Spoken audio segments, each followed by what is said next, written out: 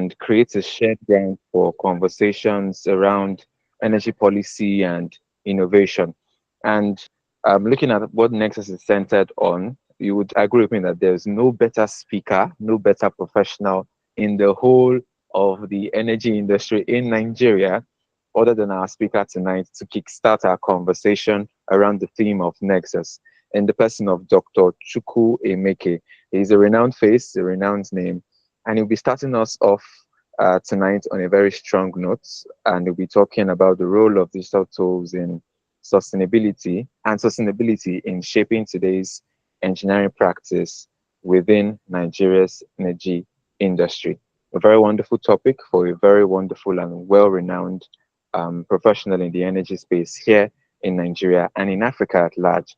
So I want to welcome everybody to this session. I urge you all to sit back, relax, bring out your notepads, your pens, because there will be a lot of things to go home with. Let us remember to engage with ourselves in a civil manner. Let us remember also to engage with our speaker. And yeah, let's have a great time together this evening. And I believe it is safe to say that NEXUS 2026 has begun and you all are a part of it. So thank you very much and welcome. All right, thank you very much for that one, Mr. President. So before we start, let's do a quick exercise. Let's warm up our fingers. All right, so I want us to type Nexus 3.0 in the chat box. Let's do that real quick. Nexus 3.0. Let's do that. We won't start until I see everybody has typed Nexus 3.0 in the chat box. So let's do that very quickly. Let's exercise our fingers this evening. All right, so let's have it. I'm not seeing Nexus 3.0 in the chat box. Are you guys not excited? All right, thank you, Mr. President. I'm seeing Nexus 3.0 from Mujahid. Okay, I'm seeing from Marvelous. I'm seeing from Dorcas. Let's have Nexus 3.0 rolling. Let's shake the virtual room with joy and cheer of Nexus 3.0 because I, for one, I have been anticipating Nexus 3.0 for like what, a month now. Right, so let's start this pre-conference webinar with joy and cheer and and liveliness.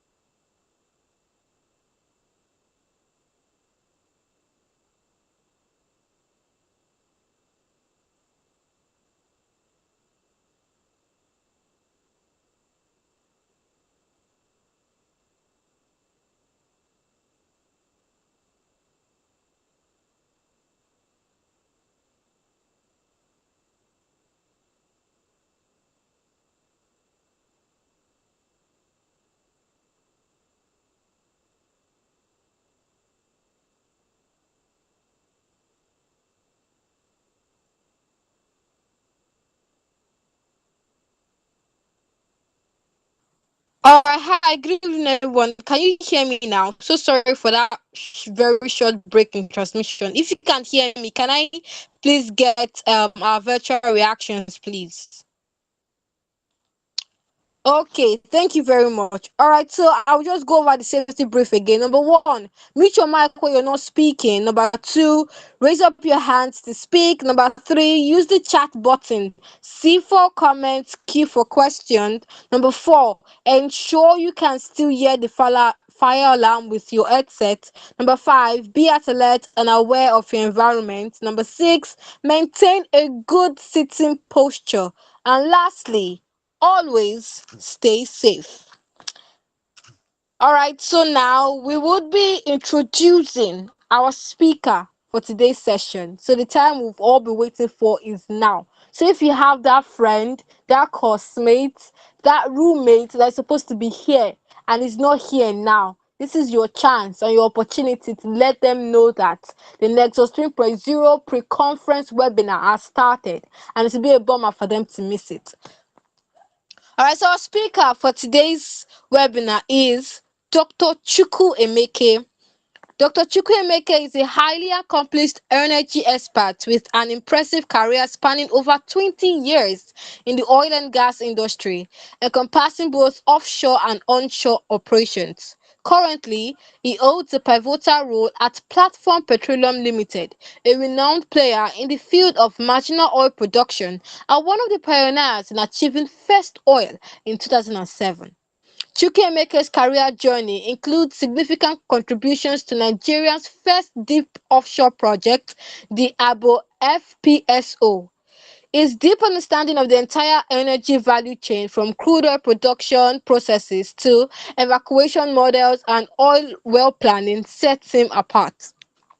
He possesses exceptional leadership and man management skills, allowing him to strategically deploy human resources to achieve corporate objectives effectively. One of his notable accomplishments has been his leadership of the crude oil evacuation team for an impressive 13 years, overseeing the safe evacuation of over 60 million barrels of on-spec crude to both Brass and Forcados terminals. Furthermore, Chukwuemeka's team successfully designed and delivered an infill well for water disposal and several ongoing well projects expected to substantially increase asset holdings and production capacity. Educationally, Chukwuemeke earned his higher national diploma in petroleum and gas processing technology from the Petroleum Training Institute in 2007 and subsequently obtained a follow-up degree in petroleum engineering from the University of Port Harcourt. He actively contributes to oil and gas industry as a board member with the Society of Petroleum Engineers SPE Lagos section, served as the student chapter liaison chairperson, section secretary, and currently the special projects chair. As a multiple award recipient, he won the 2024 SPE Africa Regional Production and Operations Award and the 2025 Way Award.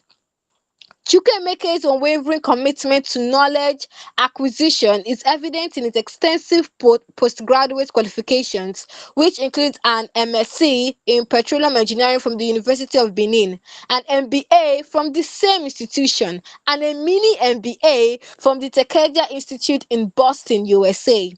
He holds a PhD degree in petroleum economics, management and policy from the Emerald Energy Institute, University of Port Harcourt, and has published over 27 papers in reputable local and international journals. He is a prolific speaker with over 40 speaking engagements across diverse subject areas in a calendar year. Chukwu Emeke is happily married to Dr. Mrs. Victoria Chukwu, and they are blessed with two children. Just like Sylvester Agose said, I don't think there's anybody more suitable enough to begin our pre-conference webinar series other than Dr. Chukwu Emeke. So if our hands are not too busy, and even if they are, can we have a virtual round of applause for our speaker for today's session in the person of Dr. Chukwu Emeke? All right, so Dr. Chukwu Emeke, you have the floor, please. Thank you so much, Mercy, for the honors of reading out my bio, and good evening to the students of Lagos State University, probably one of the most vibrant and active SP local sessions under Lagos session. The kind of things you do is beyond the scope of what Lagos session can even support. You've not just only shown us how vital your session is, but you've taken the NEXUS 3.0 across the entire African region and even extended it to SPE International. So let me congratulate first the team for the regional awards, and of course, most importantly, if God permits, the presidential award that we follow through. So this evening, we're going to be having a very, very important conversation around digital tools and sustainability. We'll be tickling down to how we can reshape engineering practice in Nigeria, especially within the oil and gas industry. This is very vital because of where we are in time of history. we are caught up within a web of the confusion of energy transition to renewables and the bold statement from Trump that is very more akin to drilling. So while Europe at one end is pushing for the energy transition into renewables, the West, of course, not North and South America, led by Uncle Trump, is pushing for more drilling, which to a large extent favors the Middle East and, of course, Africa as a region. But the question here is not about energy transition, it's about solving the deep-rooted energy poverty within the African geography.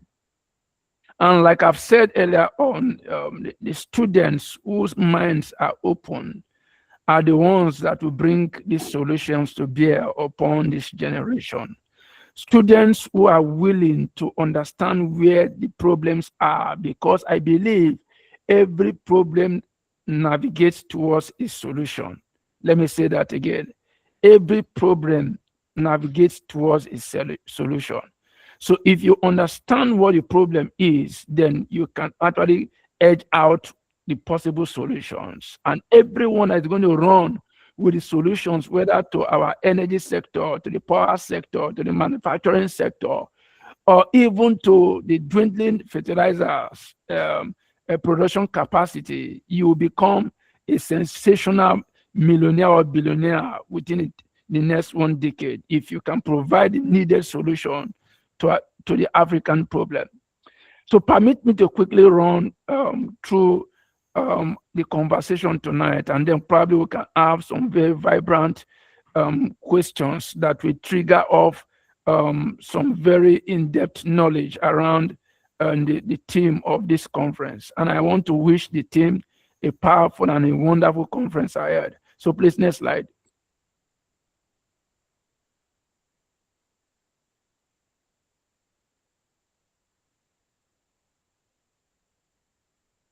Just to double down on where we are in terms of our energy reality in Nigeria, and I'm going to crisscross this reality across the entire African geographical location, just to situate us where we are.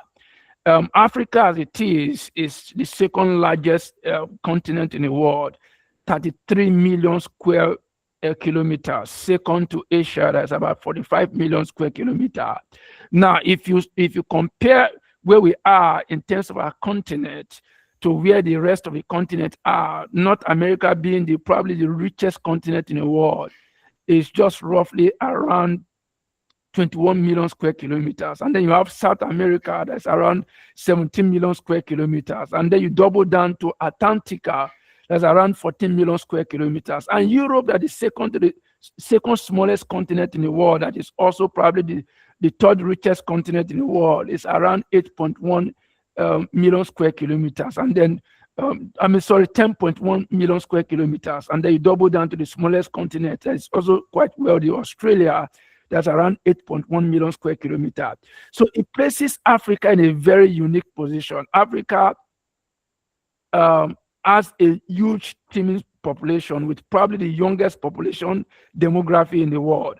But then it is also very sad reality to know that Africa is the poorest continent in the world.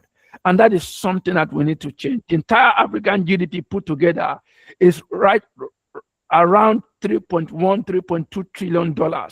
And that is so minute, so small, compared to the GDP of United States of America, that is sitting around $31 trillion. Or the GDP of China, that's around $21.5 trillion. Or even the GDP of Germany, the third largest GDP in the world, that's around $5.4 trillion.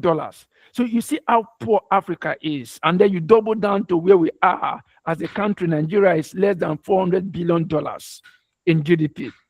So if you even look at Africa, if you also compare Africa to probably one of the companies in United States of America, say for example, Apple, the market cap of Apple currently is about $4.1 trillion. So Apple as a company that produces your cell phone is richer than the entire African continent. And then to even make it worse, we have serious power poverty in the country. 6 out of every 10 Nigeria don't have access to clean power. 6 out of every 10 Nigeria don't have access to power. That is how terrible it is. The entire country feeds off on a meager 5,000 megawatts of electricity or power. That is so small compared to other nations that are doing over 15,000 megawatts, 25,000 megawatts. So you see that these are typical scenarios within today's reality. Meanwhile, Nigeria owns about roughly about 38 billion barrels of oil in reserve. This, if you continue producing at around 2 million barrels per day, this oil resource will probably exhaust in the next 30 to 40 years. But yet we are blessed, abundantly blessed with massive gas potential, massive gas reserve. We're talking about proven gas reserve of over 202 trillion scoop of gas and over 600 trillion scoop of gas unproven. If combine the gas potentials of Nigeria, we can continue producing gas for the next 200 years. That is how rich Nigeria is in terms of gas. In fact, just to place emphasis, Nigeria is a gas province with sprinkles of oil. Let me say that again. Nigeria is a gas province with sprinkles of oil. Typically, we don't have any business with oil. We should just keep investing in gas. And gas is our pathway to development. Gas is our pathway to wealth creation. We'll look at some of the issues around gas production later. But yet, we are faced with energy access gap, 40% without reliable electricity. Your national grid is dancing and whisko. Today is down, the next day is down. The only state that is blessed to have escaped the power challenge in the entire country is Abia State. And in the next 3 years, I hear that the Abia State is going to disconnect the entire state from the national grid and then focus on generating their own power.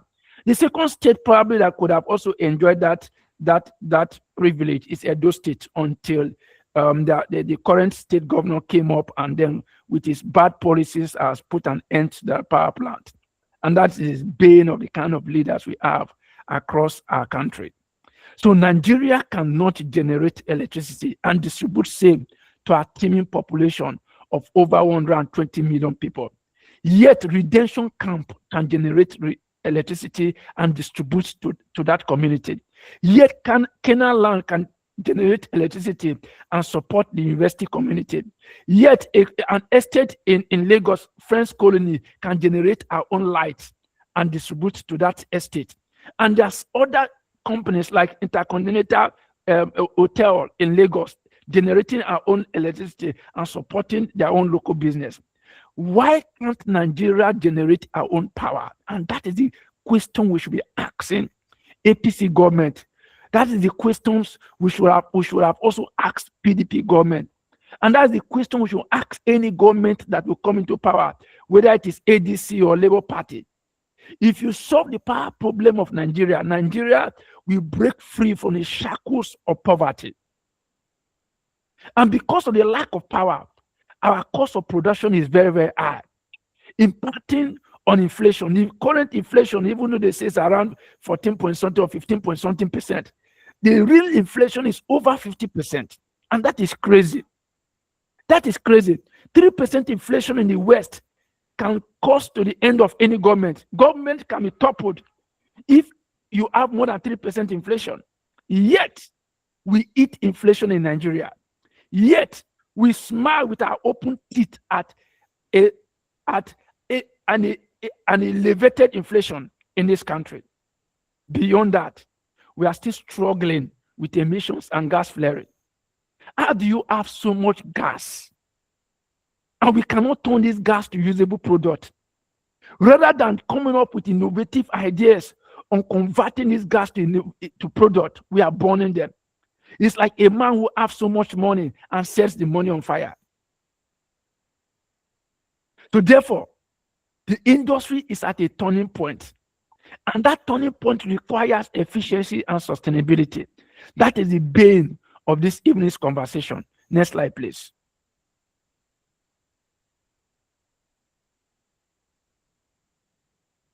Next slide. So what is the big shift? It is just not, it's not enough to wail over the issues around Nigeria.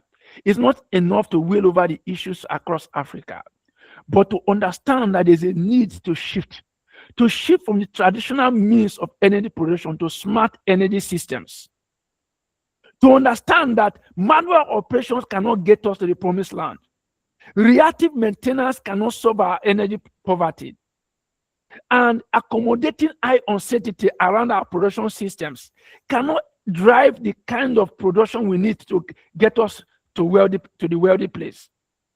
So in this time and age, there's even the need to start developing data-driven decision systems, to craft predictive systems that can forecast, backcast, and that can also give us a sense of what we need to do about the problems tomorrow from today.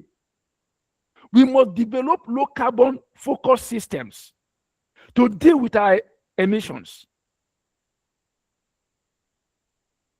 Engineering is evolving from mechanical executions to intelligent optimization.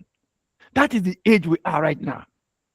And that is why we are having this very important conversation to help us understand that university curriculums need to change. Our professors that have held us in bondage with mechanical systems, professors that have held us in bondage with manual execution systems, professors that have held us in bondage with outdated and obsolete curriculum, we need to change to give way for intelligent optimization systems.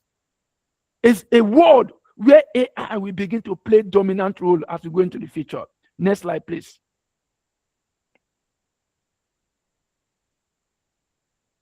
So what are the key drivers for this change? Please permit me to add here that as you listen to me this evening, as you begin to open up your mind to assimilate the likely solutions that we are sharing with you, the reality of the life that we need to live, please feel free to share your comment on chat. Feel free to share some of the synopsis and some of the from key information you are hearing this evening on your various chat groups to let people know that you are gaining insightful knowledge tonight. Feel free to jump into your LinkedIn page and broadcast some of the messages. If it has to be live, go ahead and broadcast it to let the world know that something is shifting, not just in the country, but within the African region. So what are the key drivers of this change we're talking about? We must now begin to design low cost and asset optimization systems. We must begin to understand that energy is not just transitioning. We must integrate ESG demands into our energy transition strategy. We must begin to design deliberately indigenous growth capacity, where we have locals taking over critical manufacturing hubs, where we have people that are bred in locally to play big in some of these sectors that we'll be discussing as we progress. We must begin to open up the road and the ways to technology accessibility. And like I've said before, we are in the age of knowledge singularity. It means that you can be in Nigeria and access Oxford level knowledge, MIT level knowledge, Cambridge level knowledge. You can access Harvard level knowledge through the use of digital tools, through the use of your phone, your laptop, your data. And that is the age we are right now. More importantly for me, marginal feed operators must now rely heavily on digital solutions for survival. If marginal feed operators that we have to optimize cost at every possible means to stay afloat, one of the pathways to do that is relying on digital tool solutions. And that is why we are having this very important conversation this evening. Next slide, please.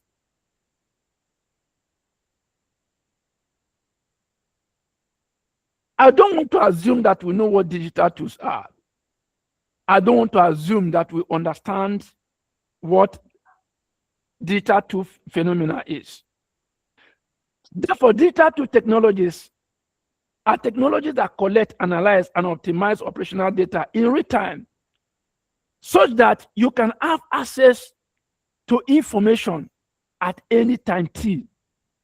And that is the power of digital tool. For example, you are traveling from one location in Lagos to another location. You should be able to know where the traffic jams are. You should be able to know where the roadblocks are to enable you have an informed decision to navigate around those choke points. You should be able to have in your fingertips information you need for your research. That is how powerful digital tools are. And examples of digital tools that are in today's reality are the AI and machine learning. Therefore, if you're students and you don't play in the AI and machine learning scheme of things, you are already losing. In fact, you become old if you don't know how to use AI, if you don't know how to use any of the digital tools. And that is one of the best ways to retire these old politicians that have held us in captive. That is one of the ways to retire some of these old professors that have refused to change, that have refused to innovate, that have refused to adapt the use of digital tools like AI and machine learning. Another powerful digital tool that is at our disposal is digital twins. Ability to showcase real time your process flow, your process plant. You can see it. Your process plant is in data state, but you can see it right there in your office in Lagos. Another very powerful digital tool is IoT, Internet of Things. Your ability to give inanimate objects life, make them function make them interact with you as if they are there with you. You can have an IoT powered fridge. You can lock up the fridge in your village while you are in Lagos, such that anybody that wants to have access to your fridge will call you, and then you can open your fridge from Lagos. Another very powerful digital tool that will play a key role in the emerging world is cloud computing. And I've said this before. Nations will go to war in the future over who controls the cloud. We're in the age of big data. Another very powerful digital tool that is at our disposal is data analytics platforms. Ability to make sense of the big data that we are generating. Let's quickly move to next slides. Next slide, please.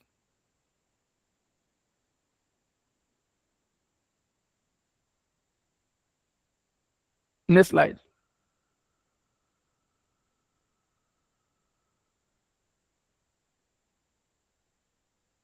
So what are the likely digital tools that are in action, especially in the upstream oil and gas sector?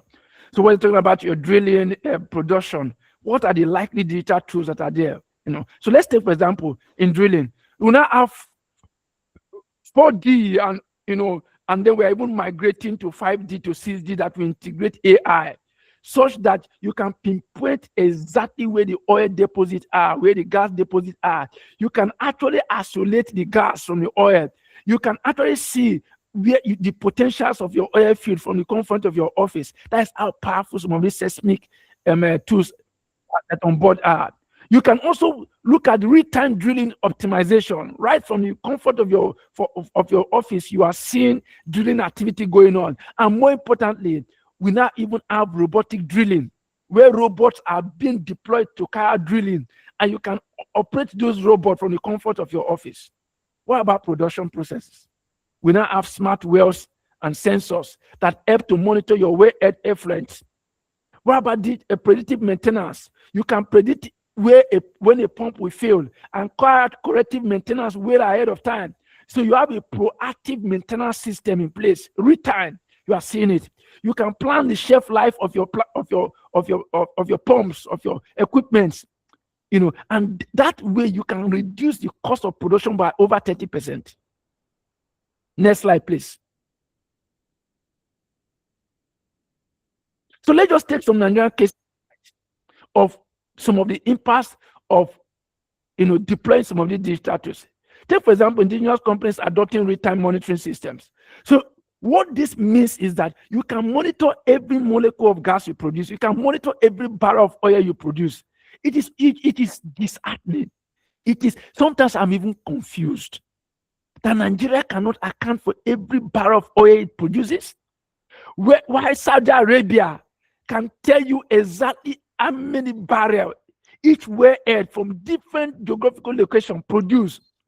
Saudi Arabia can track every oil that is exported out of their land, and yet we struggle with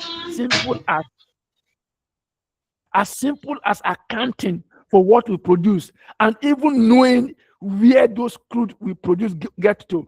Crude oil is so unique that you can fingerprint crude. You know exactly any crude oil that is produced worldwide, you know where it is produced from through the fingerprint technology.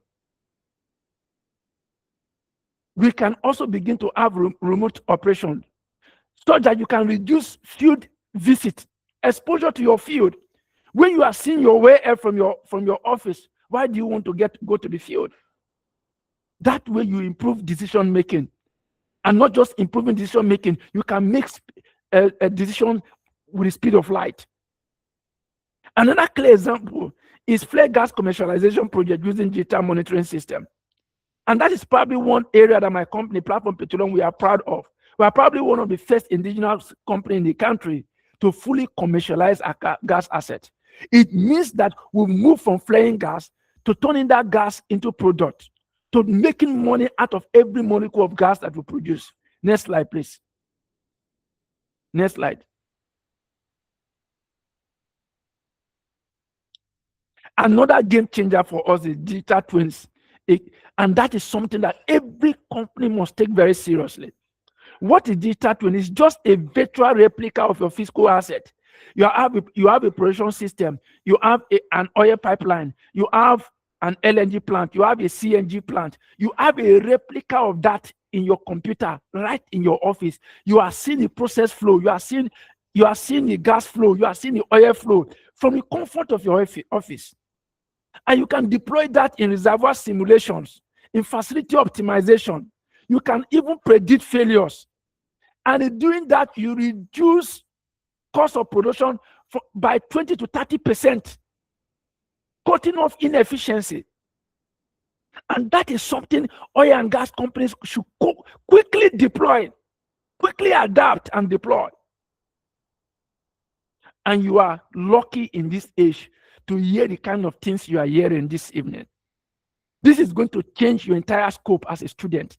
As you begin to prepare for your research, as you begin to prepare for your project, you know the kind of topics that you bring forward, topics that have today's reality. Next slide, please. Let's move to the next slide.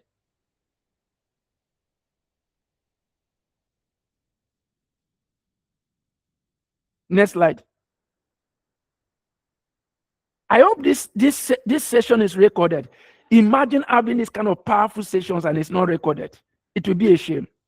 In fact, you can have snippets of these sessions on your LinkedIn page and share with people, the global community, the kind of things you are doing, the kind of topic you are discussing in your session.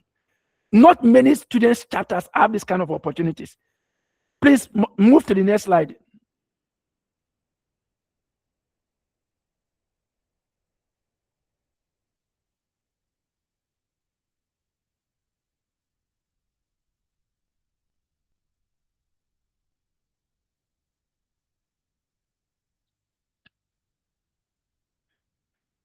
Moderator, are you having challenge moving it to the next slide? Thank you. So let's talk about sustainability. We've talked a lot about the digital tools, and it's relevant in the oil and gas industry.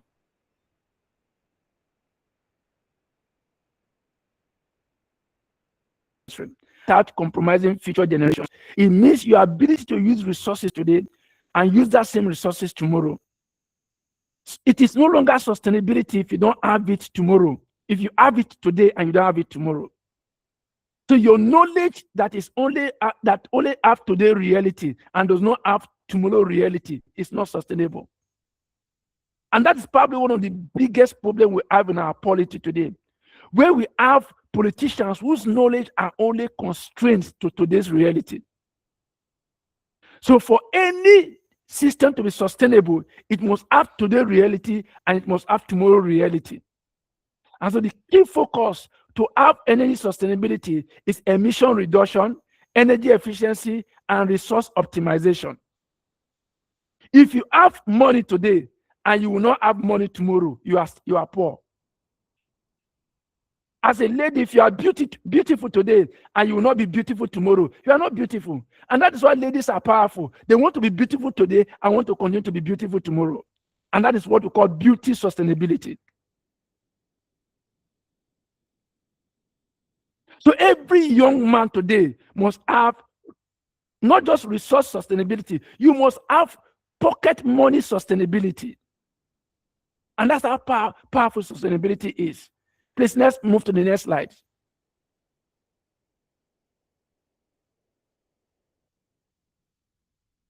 Our moderator has left us on the street.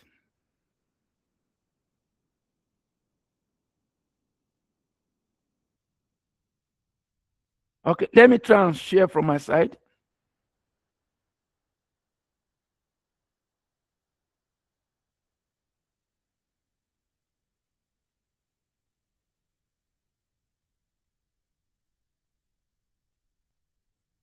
Okay, our moderator is back. Thank you.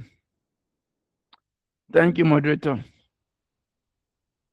So what are Nigerian sustainability challenge? Now, the reason why I'm sharing this challenge with you is that so that you, if you can provide solutions to any of these problems, you become a millionaire.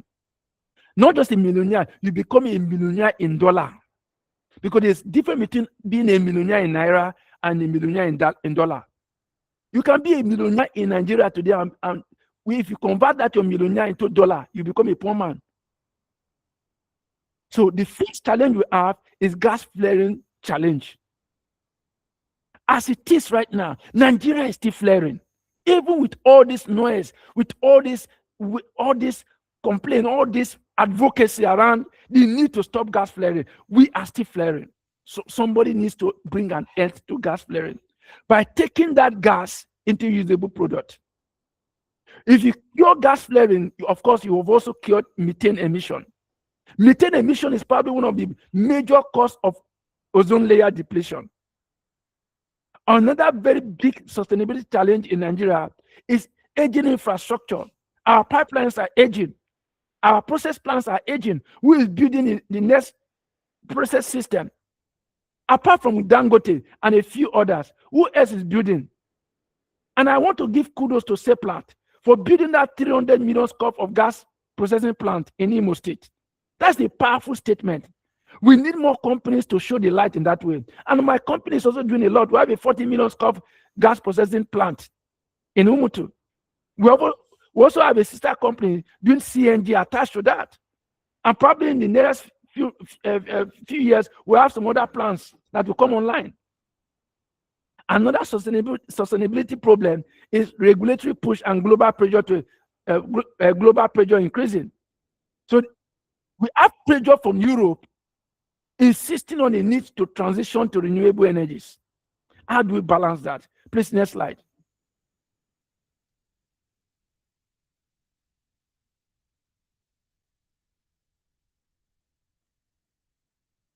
Next slide.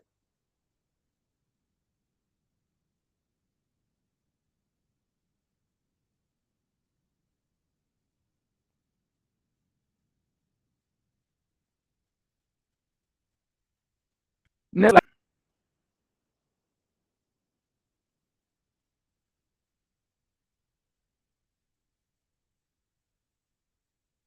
Okay, because of my time, while we are waiting for the moderator to move. So what are some of the digital tools that enable sustainability? What are some of the digital tools that enable sustainability? First, we must design. This is not the slides that you should go to. This slide before this one. We must enable emission tracking system. We must design systems that track emissions. And it is you students, innovators, entrepreneurs that will come up with some of those tracking systems. We must come up with energy efficiency systems, energy efficiency analytic systems. We must design leak detection technologies.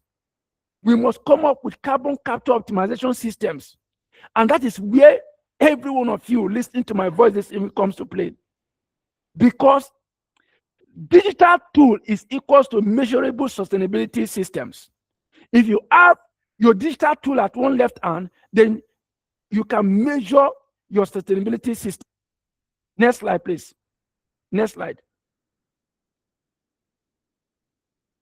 So let's take a look at gas flaring commercialization. And that is the case study I shared with you earlier on of what my company is currently doing right now. We are one of the first indigenous companies to fully commercialize our gas assets. And we've achieved zero flare operation. And that is massive. So companies must fully commercialize their gas flare. And one way to do that is deploying digital monitoring systems to know what you're actually flaring and understand how to convert that flare gas into product. Next slide, please. Next slide. Next slide. We need to run. What are some of the engineering rules that are changing? Because as we begin to discuss digital tools application, as we begin to discuss sustainability systems, we must also remember that systems are changing. So, for example, the old skill sets that are out there is field operations, where you have field operators go out to the field and all that. We also have equipment handling by operators. Those skill sets are changing. They are changing. The way we train operators are changing. So I don't know how soon, but very soon you may not even likely have operators. Probably you just have control room operators who will be using digital tools to control the process plant.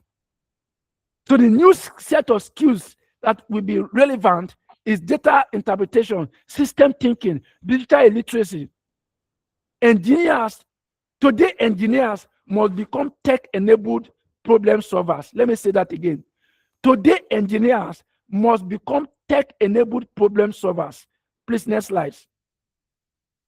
So what are some of the emerging career opportunities? And I carefully curated this for you guys. What are some of the emerging career opportunities in today's world? Number one, data-driven reservoir engineers. So it's not just enough to study reservoir engineering. You must also understand that reservoir engineering studies should come with data-driven systems. Some of the emerging careers are energy systems analysts, sustainability ESG specialists, digital oil field engineers. This demand is rising globally and locally. This demand is rising globally and locally, and you must strategize to position yourself to take advantage of some of these career paths. What are the skill sets students must build? Next slide. What are some of the skill sets students must build?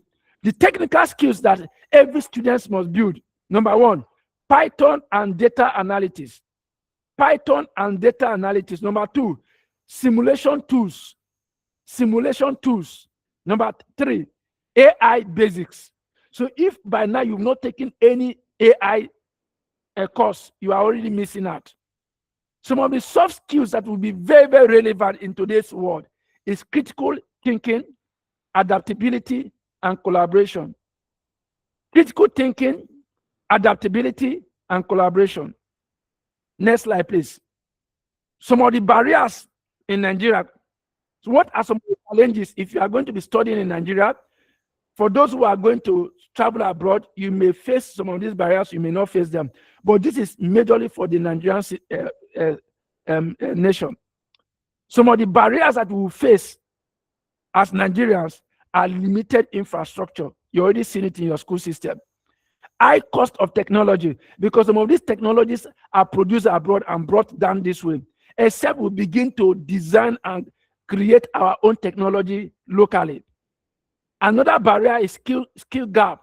Some of these technology that I imagine, somebody will need to learn how to use them and how to deploy them. Another barrier is data availability issues. Some of you struggle to even get data to join this call. So somebody will need to design and provide data free access. Of course, a time is going to come where you don't need to sub to get data. Data will be free. That is the world we are heading to. But these opportunities are in disguise. So despite these barriers, there's a silver lining opportunity. If you can solve these problems, if you can cross this barrier, you become a millionaire in dollar. Next slide, please. So what is the way forward? What is the way forward? Quickly, next slide. Number one, we must invest in digital infrastructure. Invest your time. Invest your time. Invest your time. I've said this 3 times. Students, stop Facebooking, TikToking, Instagramming. Invest your time in developing your skill set in digital tools. Upskill your skills. The skill you have yesterday may be obsolete tomorrow. So you must continuously upskill as a student. We also need policy support. We must put pressure on our government to provide enabling environment in terms of policy to ensure that digital tools are deployed across board. And then government must collaborate. Government, industry, and academia must collaborate. The academia cannot run on their own. Government cannot run on their own. Industry also cannot run on their own. There must be a meeting point, and that's what we advocate for, the triple LAS model, where there's a deliberate collaboration to solve some of these problems. Next slide, please. I'm rounding up. Just some few slides more, maybe 2, 3 slides more, and we are done. Next slide, quickly. So what is my strategic insight? What is my strategic insight to everyone listening to me tonight? Digital transformation without sustainability is incomplete. Let me say this again. Digital transformation without sustainability is incomplete. And sustainability without digital tool is inefficient. It is digital tools that brings efficiency to the system. But digital tool deployment for today's problem that you cannot deploy for tomorrow's problem is useless. So we must start thinking 10 years, 20 years, 50 years, 100 years from now. Next slide. So my call to action tonight to everyone listening to me, learn digital tools early. Learn it early. Learn it early. Number 2, get certified. Whether data analytics, AI, energy systems, get certified. It is not late at 300 level, 400 level, 500 level, you get these certifications. Number 3, engage in SPE activities. If not for SPE, many of you will not have this opportunity to listen to me this evening. SPE has brought us together, and you are learning things that your lecturers will not teach you. Lastly, think beyond oil. Energy systems is the future. And more importantly, gas is the future. Gas. I'm a gas man. Everyone should start thinking of gas. Gas is the resource for today, is the resource for tomorrow, and is the resource for the future. In conclusion, my final thought tonight, to the next slide. I want everyone to see the next slide, please. Move to the next slide.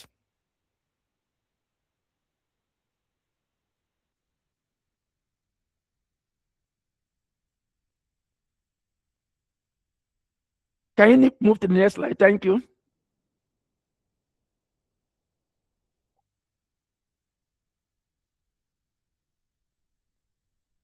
Moderator, move to the next slide. Thank you. My final thought tonight, and I want to appreciate every one of you that have listened to me, and I thank you for your patience. Nigeria's energy future will not be defined by resources alone, but by how intelligently and how sustainably we manage them. Let me say that again. Nigeria's energy future will not be defined by resources alone. We have these resources across board, but the future will be defined by how intelligently and how sustainably we manage them. Thank you so much for your time, and thank you for having me. God bless you.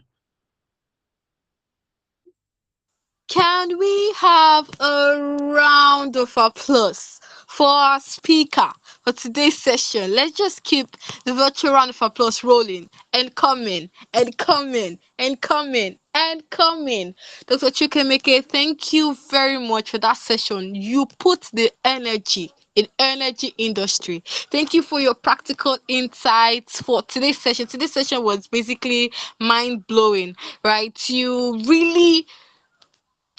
really gave us practical insight about the role of digital tools and sustainability in shaping today's engineering practice within Nigeria's energy industry. Right? You didn't beat around the bush, you didn't try to cut corners or anything like that. You just hit the nail straight in the head. And I was really, really, really, really, really, really inspired by today's session. And I hope each and every one of us were as well. So once more, a round of applause for our speaker for today's session. And one thing that he said that I'm going to take home today is digital transformation without sustainability is incomplete, and sustainability without digital tool is inefficient. So there's this relationship between digital tool and sustainability. So if you were not taking notes, once again I'll say you are playing, because this session was one of a kind. And yes, sir, this session is definitely being recorded, and we'll be able to listen to this snippet over and over again when we want to, right? So we'll be taking our question and answer sessions now. If you have any question for our speaker, the floor is open. You can unmute your mic and speak, or you can type your questions in the chat box. So let's have that very quickly.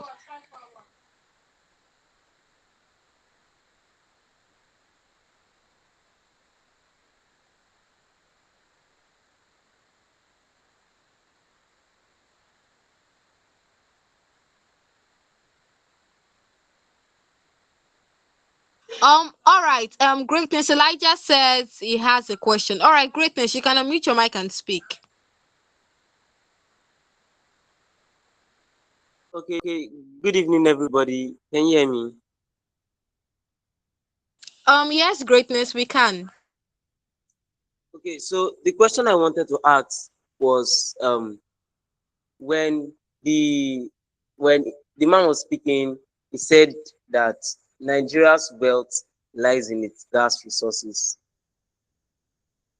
So when he mentioned that, I was reminded of a recent news article I read about the government promoting natural gas as an alternative to petrol, CNG, that it has been supplied to like 12 um, filling stations across the country now.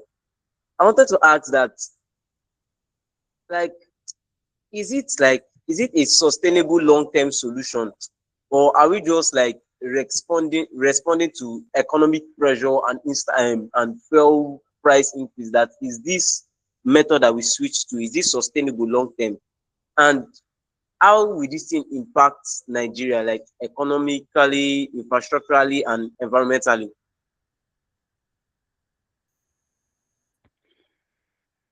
Gas is the resource for today, gas is the resource for tomorrow, and gas is the energy resource for the future.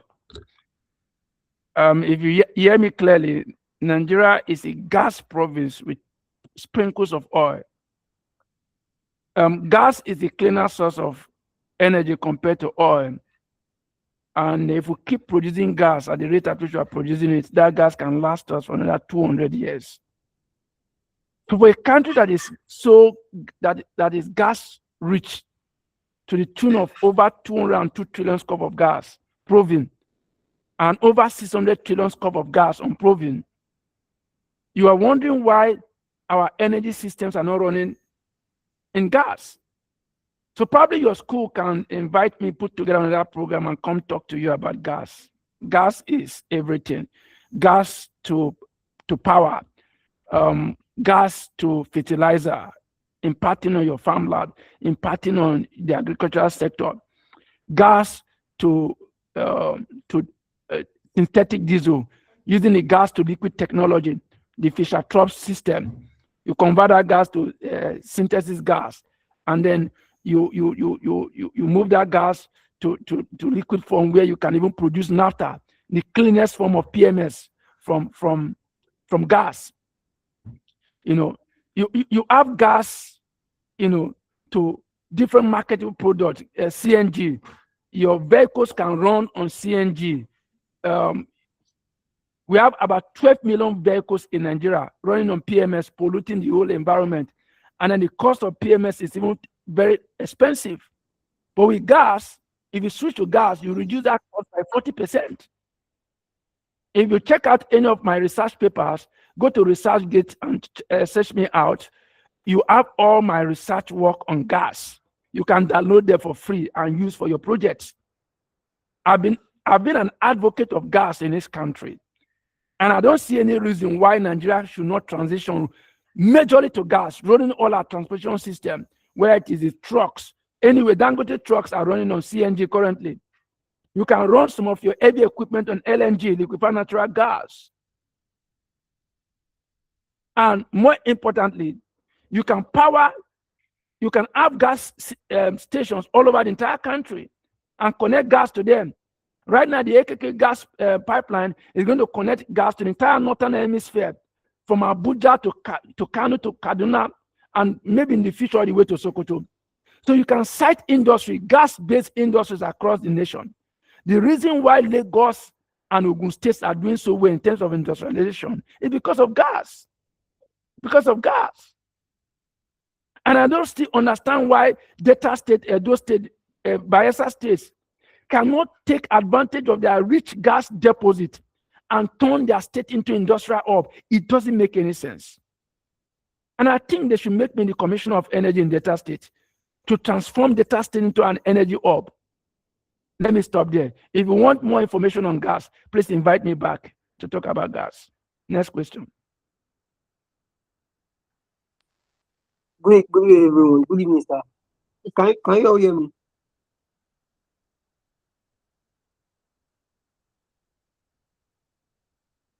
Hello, can you all hear me? Yes, we can hear you. Okay.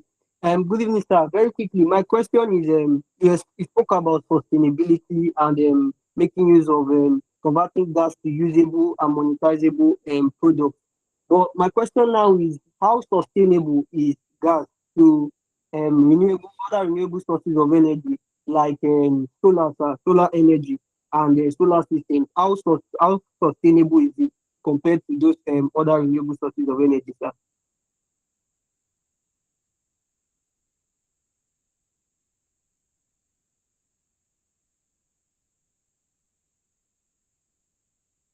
My dear, the renewable sources of energy are imported from Europe and West. They're not locally produced. Your gas here is with you here, is in the country. Why will you have an appetite for something that is abroad over and above something that is here with you? Will it not be cheaper to produce here than to rely on renewable energy from abroad? The panel systems are from abroad. The inverters are from abroad. Thank God for Dangote refinery. If not for Dangote, by now you'll be buying fuel at 200 naira per liter. Again, we can use our resource to power ourselves out of the shackles of poverty. But if we continue to show appetite for things that are imported from abroad, we will start creating jobs for them at the expense of our local and teeming population. I hope you understand. Yes, sir. All right. Thank you very much for that one, sir. Do we have any more questions? The ground or the floor is still open for more questions. I think okay, there's a question here in the chat box. Chike Ugorji said, okay, sir, you said we should pressure the government. I'm curious how.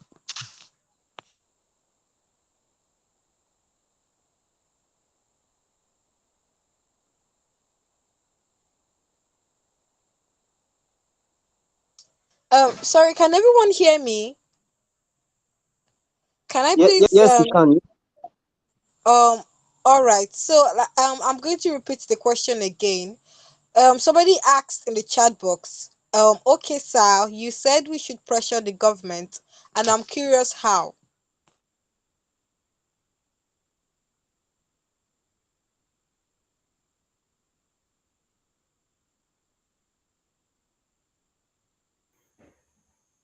Yeah, Chico Gojin, you pressure the government by speaking about it. Like the way I'm talking about some of the challenges and some of the issues. If you keep quiet, the government assumes that there's no problem. But as you begin to show advocacy, you talk about it.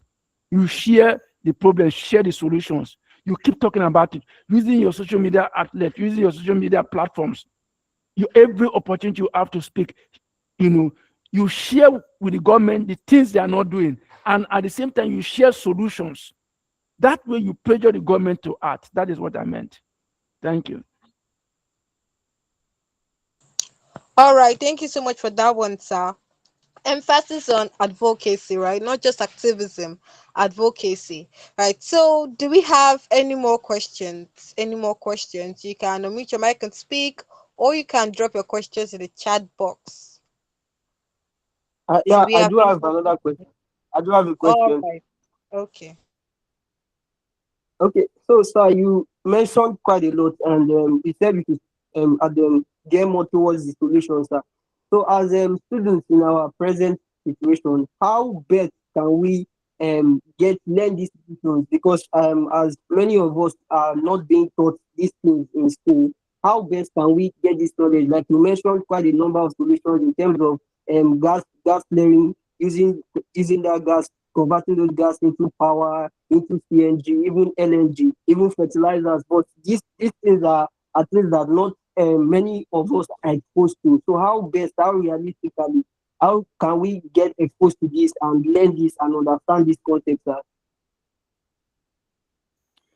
You are in the age of digital knowledge, Google, AI, and a lot of AI tools you can glean knowledge from. Your phone could be your powerful studies um, um, platform. Don't use your phone to just chat away your time. Use it to learn, to research. Don't rely on your professors because a lot of those professors are obsolete. You must learn to make researches on your own and find out things. You must be curious enough to question phenomena and find out why things exist. That is what makes you enlightened. And this age now, beyond your books, beyond what they gobble to you in your classroom, go out there and find out. We're in the age of knowledge singularity. Go to Coursera, there are free courses, take them. There are a lot of platforms you can take advantage of to learn some of these things. This age, knowledge is free. Thank you.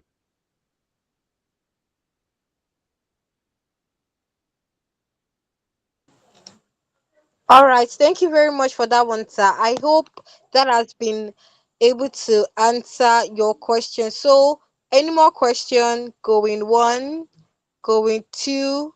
Okay. Ayomide has raised his hand. So, Ayomide, you can unmute your mic and speak. All right, good evening. Please confirm you can all hear me. Hello, good evening. Please, can you hear me? Yeah, yes, we can Yes, we hear you. We can. can hear you.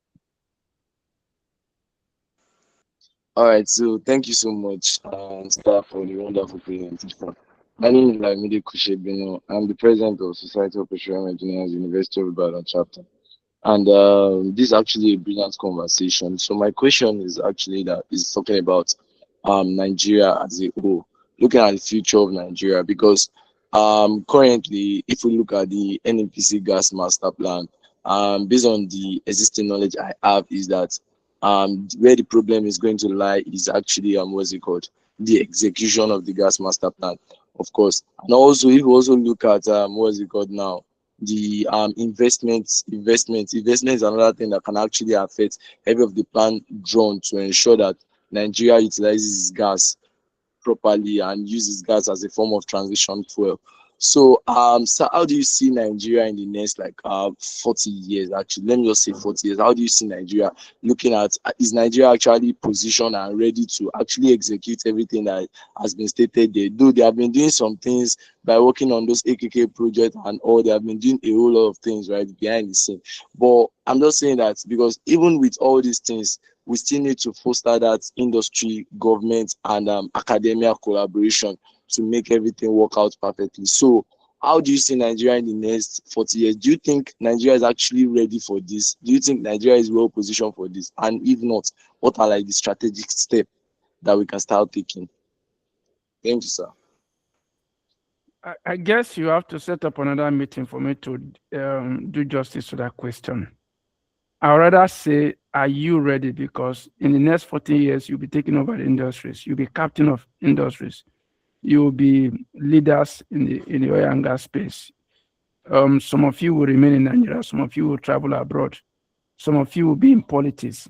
So the question should be directed, are you ready? Given what you've had tonight, given the experience you have been exposed to tonight, are you ready to take over?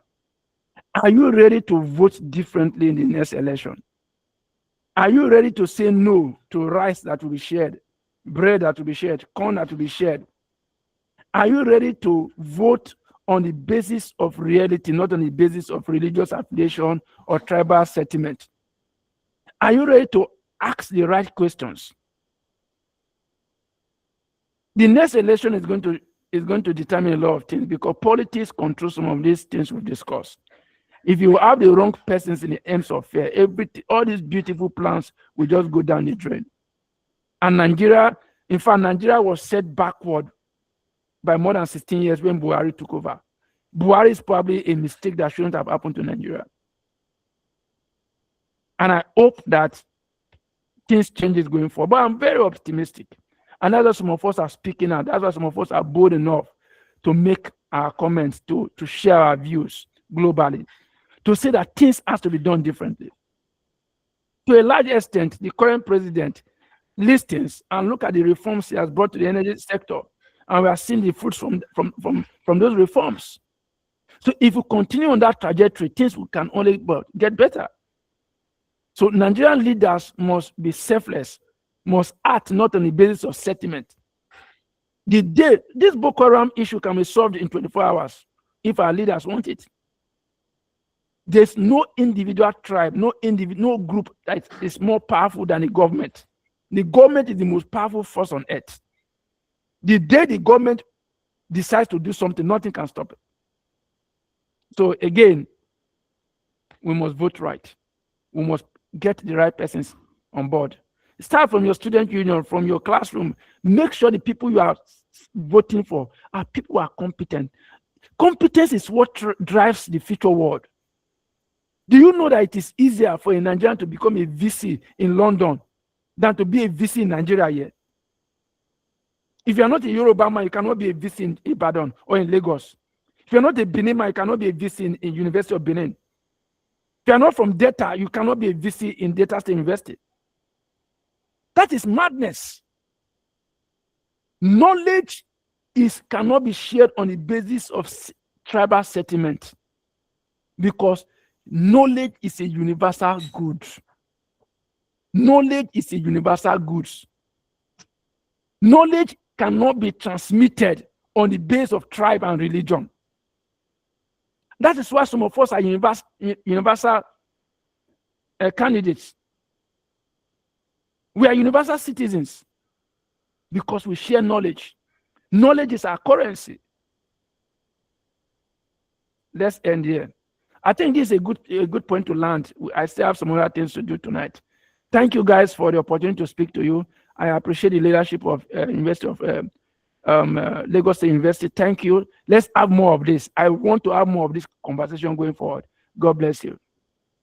All right, thank you so much, sir, and God bless you too. Another round of applause for our speaker, the person of Dr. Chukwu Emeke. Thank you so much for that session, sir, and thank you for explicitly answering all of the questions that were thrown at you in today's session. And yes, it is one thing to attend a session, and it is another to practicalize all that we've learned. So let us take all that our speaker has said today into consideration, and let us not just talk the talk, but let us also try to walk the walk. Let us advocate for things we believe in, right? We shout change, change, change, but let us also have it at the back of our mind that change begins with you. Let's start from the grassroots, right? If you're into student politics, leadership, in one way or another, let us always advocate for the things we believe is right. So once more, let's have another round of applause for our speaker, Dr. Chukwu Emeke,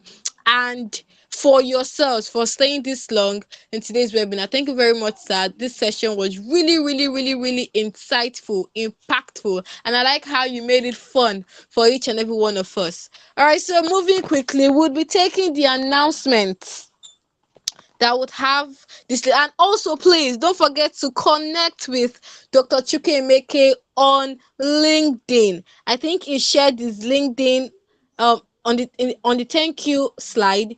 His LinkedIn link is there, so please do not forget to connect with our speaker on LinkedIn. Alright, so Nexus 3.0, Nexus 3.0, Nexus 3.0. If you're excited, can I see your virtual reactions, guys?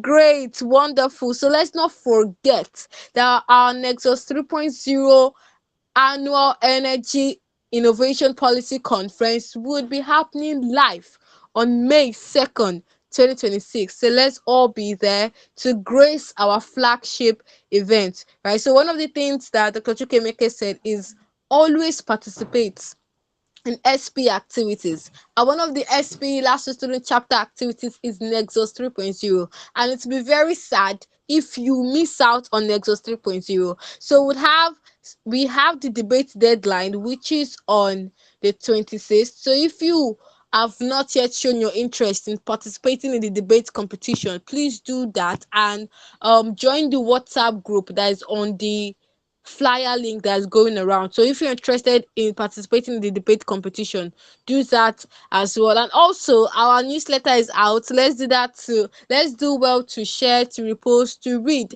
and to leave us a like and comment on Substack. And also, we'll be having our next pre-conference webinar. If you think this one was amazing, we'll be having another amazing pre-conference webinar that'll be happening on Tuesday, 28th of May 2026, and you do not want to miss it. So a round of applause for yourselves, guys. Once again, let's have that rolling.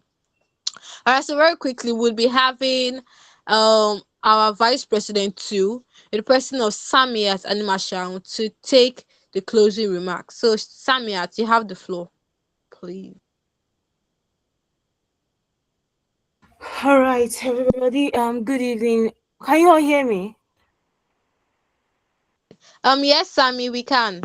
All right. Good evening, everyone. So, on behalf of the Society of Petroleum Engineers, well, SPA LASU, I would like to sincerely appreciate everyone who joined us for this insightful Nexus 3.0 pre-conference webinar. So, today's session has been it has been enlightening, and it's relevant to the future of our industry. I mean, Dr. Chukwu Emeke has expertly showed us how digital tools and sustainability are shaping the engineering practice within Nigeria energy sector.